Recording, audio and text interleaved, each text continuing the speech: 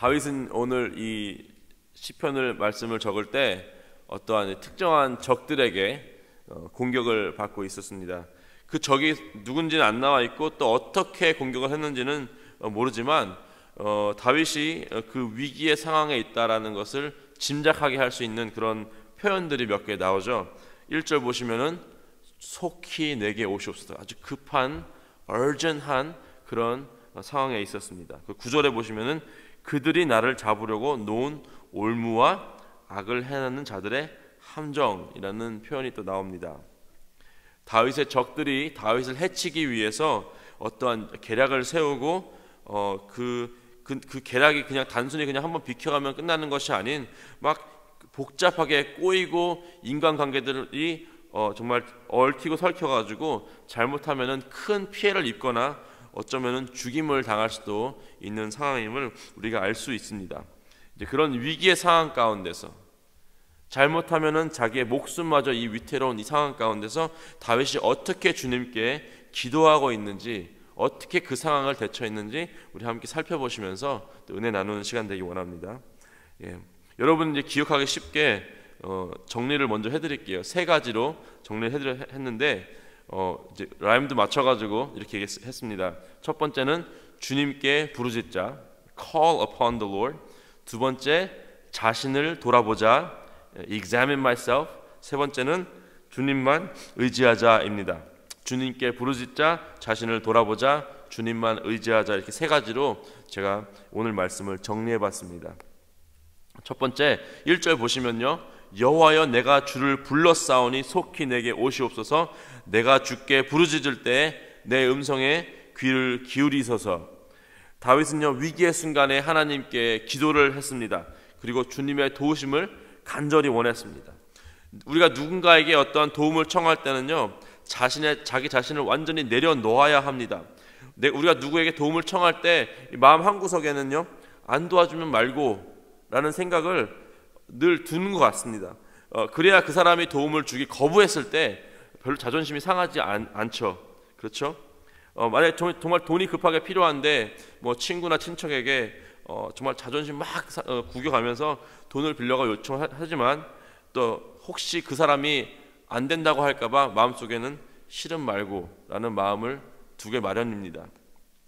누군가에게 제발 나 좀 도와달라고, 제발 나를 도와주는 이 목소리를 들어달라고 간청할 수 있는 것은 더 이상 갈 곳이 없고 정말 지체하면 내 목숨이 위태롭기 때문에 그깟 자존심보다는 더 중요한 내 목숨을 살리기 위해서 그럴 수밖에 없는 것입니다.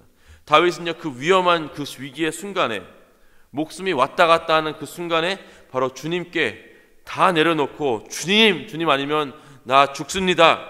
주님 내 기도를 들어 주시옵소서 라고 간청하고 있는 것입니다. 주님께서 나의 도움이시며 주님만이 나의 피할 바위이시며 나의 요새이시며 나의 산성이십니다. 주님 제발 나를 도와주시옵소서라며 다윗은 주님께 매달리고 있는 것입니다.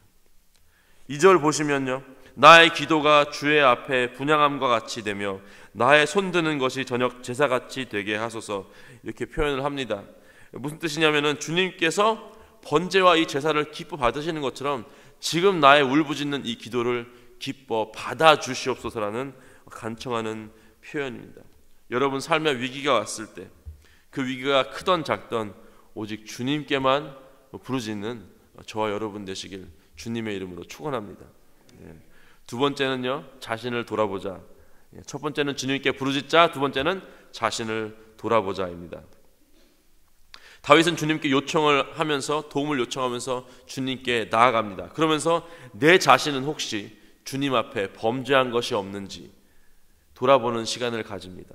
3절 보시면요, 여호와여 내 입에 파수꾼을 세우시고 내 입술의 문을 지키소서. 행여나 내가 악한 말을 할까?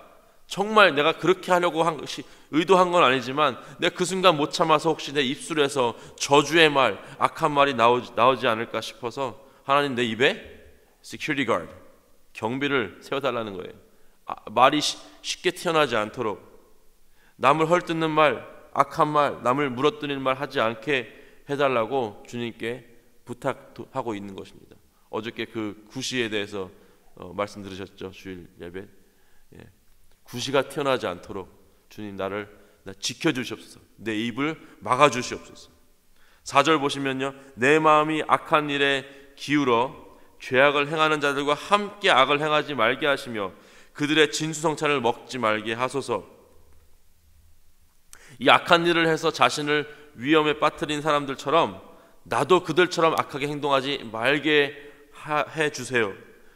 그 사람들은 악한 행동을 하는 것을 기뻐하면서 마치 그것을 진수성찬 먹으면서 기뻐하듯이 그 악한 행동을 하고 있는데 나는 그렇지 않게 해주시옵소서.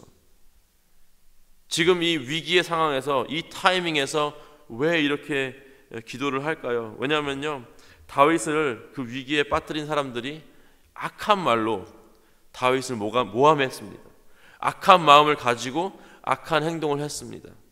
그들이 그리고 그런 악한 일들을 꾸미고 이런 것들이 막 이루어지고 있는 그 순간을 보면서 기뻐하고 즐거워했어요. 마치 진수성찬을 먹으면서 만족하면서 기뻐하듯이 그 악한 일들이 이루어지는 것을 보면서 그것을 기뻐했다는 것입니다. 다윗은 그 모습을 보면서 야, 이 사람들 정말 못됐다, 정말 나빴다, 정말 악하다 하면서 평가를 내리면서도 자신을 보면서 혹시 그런 악한 모습이 나에게도 있지는 않는가, 그런 악한 말을 내가 하고 있지는 않았는가, 그런 악한 행동을 하지 않았는가, 내가 그 악한 일들이 이루어지는 것을 보면서 나도 혹시 기뻐하진 않았는가라고 자신을 돌아봅니다. 그 주님께 나는 저렇게 행동하지 않게 도와주시옵소서라고 주님께 간구하고 있습니다. 사랑하는 성도 여러분, 우리가 위기의 상황에 올 때, 특별히 그 위기의 상황이 어떤 다른 사람의 어떤 악한 말이나 행동으로 인해서 우리에게 왔을 때, 그 상황이 위기의 상황이 되어버렸을 때 우리는 주님께 부르짖어야 하지만 또한 그것을 보면서 다윗과 같이 겸손한 마음으로 혹시 내 안에 그런 죄가 있지 않는지 돌아봐야 합니다. 그 사람이 미울 수도 있고요, 원망스러울 수도 있습니다. 하지만 거기서 주님께 주님, 나도 저 사람처럼 죄짓지 않도록 나를 보호하여 주시옵소서, 내 입술에 파수꾼을 세워 주시옵소서, 내가 행악을 기뻐하고 즐거워하지 않게 하여 주시옵소서라고 기도하시는 저와 여러분 되시길 주님의 이름으로 축원합니다. 다윗이 참 겸손한 것 같아요. 겸손해도 그냥 겸손한 게 아닙니다. 내가 혼날 일 있으면 주님 혼나겠습니다 라고 고백을 합니다. 의인이 나를 칠지라도 은혜로 여기겠습니다. 내가 잘못을 해서 믿음의 사람들이 나에게 나와서, 의로운 사람들이 나에게 나와서 책망할 때 그 책망을 하나님께서 주시는 은혜로 여기고 머리에 기름같이 아주 소중하게 받아들이겠다라는 고백을 합니다. 이 고백이요, 이제 이게 어떤 시점에서 다윗이 이 시편을 썼는지 모르겠어요. 어떤 신학자들은 이제 사울 왕에게 쫓길 때 그때 썼다 그럽니다. 그때 이제 만약에 그랬다면은 그때 한 고백이 나중에 지켜지는 것을 여러분 아실 거예요. 나중에 이제 밧세바와 간음을 하고 나단 선지자가 나와가지고 책망을 했을 때 바로 주님 앞에 무릎 꿇지 않았습니까? 우리가 하나님 이렇게 주님께 의로운 사람들이 우리에게 나와서 어떤 우리의 죄에 대해서 이렇게 알려주고 할 때 바로 회개하시는 다윗과 같이 겸손한 저와 여러분 되시길 주님의 이름으로 축원합니다. 네. 자, 세 번째는요, 주님만 의지하자입니다. 첫 번째는 주님께 부르짖자, 두 번째는 자신을 돌아보자, 세 번째는 주님만 의지하자입니다. 여러분, 문제가 생기면 보통 어떻게 하죠? 그 문제를 어떻게든 해결하려고 합니다. 차 사고가 났으면 어떻게 해요? 바로 보험회사 전화를 해야죠. 그렇죠? 내가 한 거 아니라고, 이거 내가 당한 거라고 얘기를 해야 보험을 안 물지 않습니까? 불 났으면 어떡합니까? 불 났으면 소화기 빨리 갖고 와가지고 불을 꺼야죠. 오늘 시편의 다윗이 닥친 위기는 그런 단순한 위기가 아니었습니다. 그 악한 사람들이 정말 그 머리를 굴리고 굴려가지고 그 모든 상황들과 모든 관계들을 비비 꽈버리고 절대 그냥 풀릴 수는 없는 그런 문제였습니다. 오해가 오해를 낳게 만들어버리고 루머가 루머를 낳게 해가지고 그냥 단순하게 한두 사람 만나가지고 뭐 밥 먹고 밥 사주면서 해명한다고 해결될 문제가 아니었습니다. 다윗이 잘한 건요, 그 자신의 한계를 빨리 파악한 것입니다. 그리고 하나님의 능력을 빨리 의지한 것입니다. 8절에 주 여호와여, 내 눈이 주께 향하며 내가 주께 피하노니 내 영혼을 빈궁한 대로 버려두지 마옵소서. 내가 지금 이 사람 만나가지고 어떻게 내 이 루머를 풀라 그러고, 저 사람 만나서 밥 사주면서 오해를 풀라 그러고, 내 적과 대면해가지고 삼자 대면해가지고 내가 이랬어 저랬어 이렇게 싸우는 것이 아니었습니다. 내 눈을 주님께 돌립니다. 내가 주께 피하겠습니다. 내 눈을 내가 처해 있는 상황 가운데 돌리는 것이 아닙니다.